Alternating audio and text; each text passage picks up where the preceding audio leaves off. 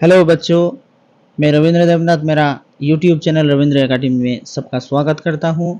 आज मैं क्लास 6 का science chapter sorting materials into group properties of material के बारे में डिस्कस करेंगे। तो जो नए हैं मेरे इस चैनल पे सभी को मैं अनुरोध करता हूं कि मेरे वीडियो को लाइक करें, शेयर करें और मेरे चैनल को सब्सक्राइब करें ताकि आगे की वीडियो आप देख सकें और नोटिफिकेशन ऑन करके रखना ताकि आगे की वीडियो का मैसेज आप पा सके। तो शुरू करते हैं। आज का हमारा जो टॉपिक है प्रॉपर्टीज ऑफ मटेरियल्स। हम जानते हैं कि हमारे काम के ज़रूरत के अनुसार बहुत सारी चीज़ों को हम यूज़ करते हैं। अभी जो क्वेश्चन है, क्लासिफिकेशन किसको कहते हैं? हम जब किसी एक आइटम को या ग्रुप ऑफ आइटम को हम अलग करते हैं एक प्रॉपर्टी के ऊपर हम बेस न करके, अगर बहुत सारे प्रॉपर्टी के ऊपर बेस करके हम मटेरियल्स को अलग करें तो उस तरह का अलग करने का प्रोसेस को कहते हैं क्लासिफिकेशन ऑफ मटेरियल्स। तो हम अगर शॉर्टिंग करना चाहे मतलब क्लासिफिकेशन करना चाहे तो उनको किस आधार पे हम क्लासिफिकेशन करेंगे? इसके लिए हमको मटेरियल्स का प्रॉपर्टी जानना बहुत ज़रूरी है। और ये प्रॉपर्टीज़ क्या होता है, जैसे कि lustre, roughness, hardness, soluble in water, then transparency, states, then flotation, magnetism, conduction of electricity, conduction of heat। ये सभी प्रॉपर्टीज़ को हमको जानना पड़ेगा। तो एक एक करके हम इस प्रॉपर्टी को जानेंगे और इसका यूज़ कैसे करते हैं ये हम जानेंगे। तो शुरू करते हैं पहले लस्टर से। लस्टर मतलब क्या है? लस्टर का मतलब है शाइननेस। कुछ मटेरियल्स है जिनका बहुत शाइन मतलब वो लाइट को रिफ्लेक्ट करता है, जैसे कि मेटल्स लाइक कॉपर, सिल्वर। इनको अगर हम अच्छे तरीके से घिस ले तो उसमें से शाइन निकलता है। जब हम लाइट के सामने लेके जाते हैं तो उसमें से शाइन निकलता है। और इसी प्रॉपर्टी को यूज़ करके हम जैसे गोल्ड को या सिल्वर को हम ज्वेलरी के पर्पस में यूज़ करते हैं। और दूसरा मटेरियल्स है जिसका शाइन नहीं है, आप जितना भी घिसो उसका शाइन नहीं आएगा। जैसे कि आप एक वुडन पीस को अगर घिसो तो उसका शाइन नहीं आएगा, और एक आप कोयले को घिसो उसका शाइन नहीं आएगा। या आप ले सकते हो पेपर या रबर ले लो, उसका कोई शाइन नहीं।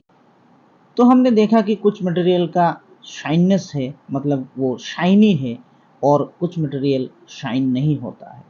तो on the basis of this properties we can classify the materials whether the materials are shining or they have luster or not।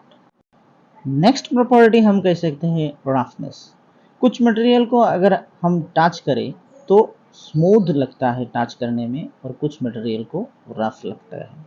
Rough लगता है जैसे कि हम कह सकते हैं प्लांट का बार्क अगर हम टच करें तो रफ लग सकता है। और कह सकते हैं ब्रिक या स्टोन, ऐसा कुछ अगर हम टच करें तो वो रफ लगेगा। अगर हम मिरर को टच करें तो स्मूथ लगेगा। या हम सरफेस ऑफ द एप्पल को अगर टच करें तो हमें स्मूथ लगेगा। On the basis of this properties also we can classify substances. Next it is hardness, मतलब किसी भी मटेरियल्स या ऑब्जेक्ट कितना हार्ड है और कितना सॉफ्ट है। कुछ चीज़ों को हम तोड़ नहीं सकते, बहुत मजबूत होता है, जैसे कि metal like iron, then aluminium, they are very hard, easily हम तोड़ नहीं सकते। अगर हम कॉटन या स्पॉन्ज या क्लॉथ ले लें तो वो सॉफ्ट होता है। यही है मतलब हार्ड ऑब्जेक्ट जो है उनको हम अलग से रख सकते हैं और सॉफ्ट ऑब्जेक्ट को अलग से रख सकते हैं। इस तरह हम हार्डनेस के ऊपर मटेरियल्स को क्लासिफिकेशन कर सकते हैं। नेक्स्ट जो प्रॉपर्टी है वो है ट्रांसपेरेंसी। ये लाइट के विषय में हम बात करेंगे। किसी भी मटेरियल के अंदर से अगर लाइट पास हो सकता है या नहीं हो सकता है या पार्शियली पास होता है, on the basis of this हम मटेरियल्स को 3 तरह भाग कर सकते हैं। एक होता है ट्रांसपेरेंट, जो मटेरियल्स के अंदर से लाइट कंप्लीटली पास हो सकता है, जैसे कि हम कह सकते हैं क्लियर ग्लास या एयर कह सकते हैं, क्लीन वाटर कह सकते हैं।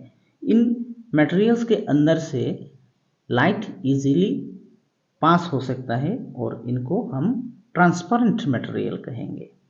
दूसरा है कुछ मटेरियल्स जिनमें से partially some part of light can pass, इनको हम ट्रांसलूसेंट कहेंगे, जैसे कि ऑयल पेपर कह सकते हैं, कलर्ड ग्लास, जिनके अंदर से पूरा लाइट ट्रांसफर नहीं होगा, वो पार्शियली ट्रांसफर होगा, मतलब पास होगा। नेक्स्ट जो होता है ओपाक, मतलब जो मटेरियल्स लाइट को कंप्लीटली ब्लॉक कर देते हैं, उनके अंदर से लाइट पास नहीं हो सकता, उनको कहते हैं ओपाक ऑब्जेक्ट। जैसे हम एक मेटल शीट कह सकते हैं और कह सकते हैं वुड को कह सकते हैं। इस तरह बहुत मटेरियल्स है जिनके अंदर से लाइट पास नहीं हो सकता। तो ये ट्रांसपेरेंसी के बेसिस पर हम मटेरियल्स को क्लासिफाई कर सकते हैं। नेक्स्ट जो प्रॉपर्टी है वो है स्टेट्स ऑफ मैटर, और ये स्टेट ऑफ मैटर्स क्या होता है? ये होता है solid, liquid and gases. We already got in class 5। All hard things are solid और मेटल्स आर सॉलिड।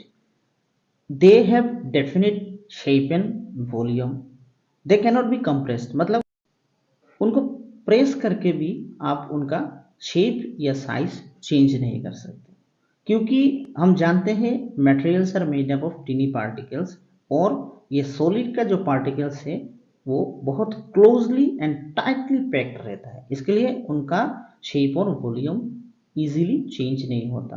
और एग्जांपल आप किसी भी मेटल जैसे गोल्ड या सिल्वर या आप एल्यूमिनियम ले सकते हो, या वुड या स्टोन, ऐसे बहुत सारे चीज़ें हैं जो सॉलिड कहते हैं हम।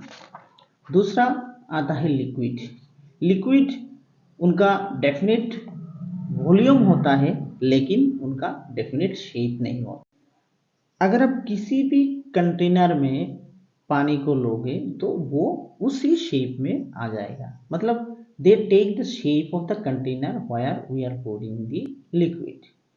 दे कैनॉट बी कंप्रेस्ड, वॉल्यूम को चेंज नहीं कर सकते। और ये जो पार्टिकल्स है ये सॉलिड के तरह उतना टाइटली पैक्ड नहीं है।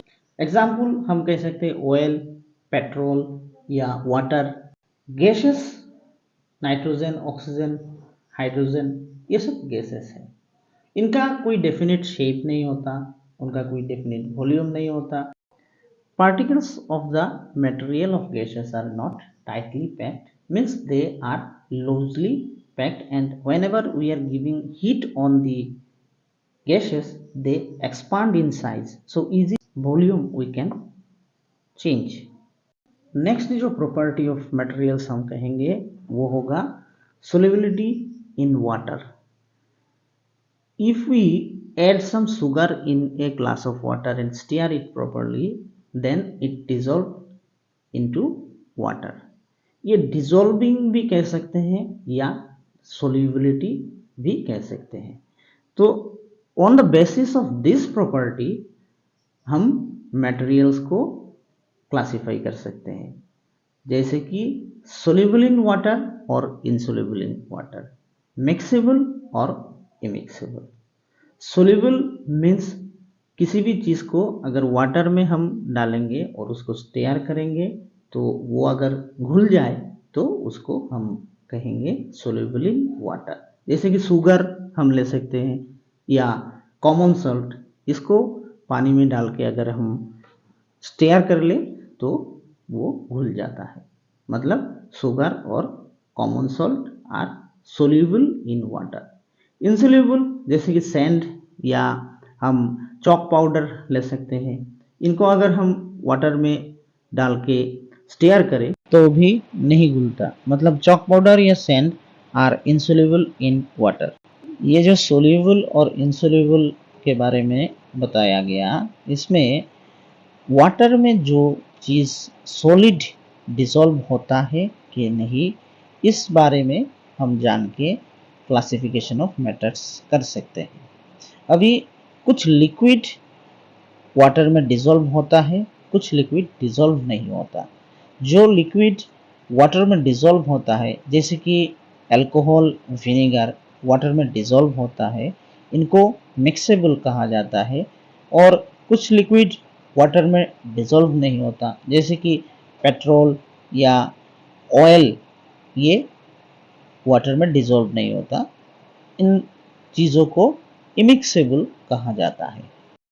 Some gases also can dissolve in water, like carbon dioxide, oxygen. Otherwise, how fish can live inside the water? Next जो प्रॉपर्टी के बारे में कहा गया, यह है फ्लोटेशन। मतलब कुछ मटेरियल्स वाटर में फ्लोट करता है, कुछ मटेरियल फ्लोट नहीं करता। मटेरियल जो वाटर में फ्लोट करता है, ऐसा एग्जांपल हम कह सकते हैं वुड, कॉर्क, प्लास्टिक। और मटेरियल जो वाटर में फ्लोट नहीं करता, जैसे कि रॉक या मेटेलिक किसी मटेरियल कह सकते हैं, और सम स्टोन्स और स्टील स्पून, ये सब एग्जांपल है जो सिंक हो जाता है वाटर के अंदर।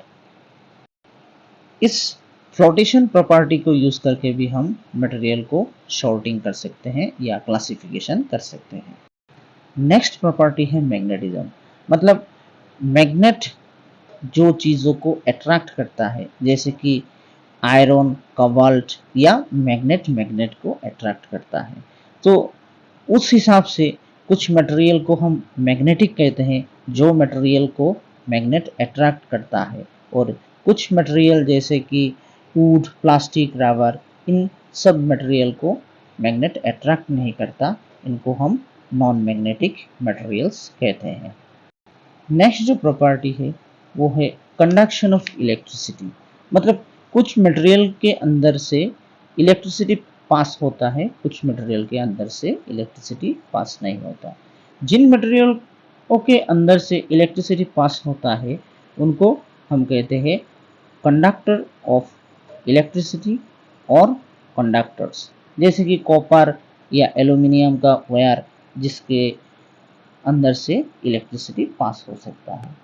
और जिस मटेरियल के अंदर से इलेक्ट्रिसिटी पास नहीं होता, उनको हम इंसुलेटर कहते हैं। जैसे कि प्लास्टिक, रबर, ग्लास, पेपर, ये सब मटेरियल के अंदर से इलेक्ट्रिसिटी पास नहीं होता, इनको इंसुलेटर या बैड कंडक्टर ऑफ इलेक्ट्रिसिटी हम कहते हैं। लास्टली हम बात करेंगे कंडक्शन ऑफ हीट। कुछ मटेरियल के अंदर से हीट पास होता है, कुछ मटेरियल के अंदर से हीट पास नहीं होता। On the basis of this property we can classify the materials. तो जिस मटेरियल के अंदर से हीट पास हो सकता है, उनको हम कंडक्टर्स ऑफ हीट कहते हैं। जैसे all metals are good conductor of heat. और इंसुलेटर ऑफ हीट या बैड कंडक्टर या पोर कंडक्टर ऑफ हीट कहते हैं, जैसे कि वुड, प्लास्टिक, पेपर, ये सब मटेरियल के अंदर से हीट पास नहीं होता या बहुत कम पास होता है, इनको हम इंसुलेटर्स ऑफ हीट कहते हैं। अभी तक जो हमने डिस्कस किया वो प्रॉपर्टीज ऑफ मटेरियल के बारे में हमने डिस्कस किया। उसके अलावा बहुत सारे ऐसे कुछ प्रॉपर्टीज है जो हम उसके हिसाब से भी हम क्लासिफिकेशन कर सकते हैं। और वो प्रॉपर्टीज है जैसे कि कलर हो सकता है, शेप हो सकता है, या लिविंग और नॉन लिविंग हो सकता है, प्लांट या एनिमल हो सकता है, एडेबल और नॉन एडेबल हो सकता है। ऐसा बहुत सारा प्रॉपर्टीज है जिसके हिसाब से हम मटेरियल्स को सॉर्टिंग या क्लासिफिकेशन कर सकते हैं। Sorting of materials into group और क्लासिफिकेशन ऑफ मटेरियल्स का एडवांटेज और डिसएडवांटेज के बारे में मैं इसके आगे जो क्लास था उसमें हमने डिस्कस किया।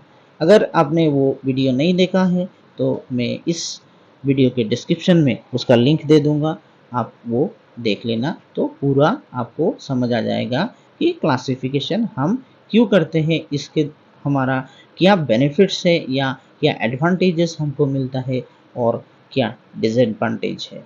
तो मैं आशा करता हूँ कि आज की जो पूरा डिस्कशन आपको अच्छा लगा होगा।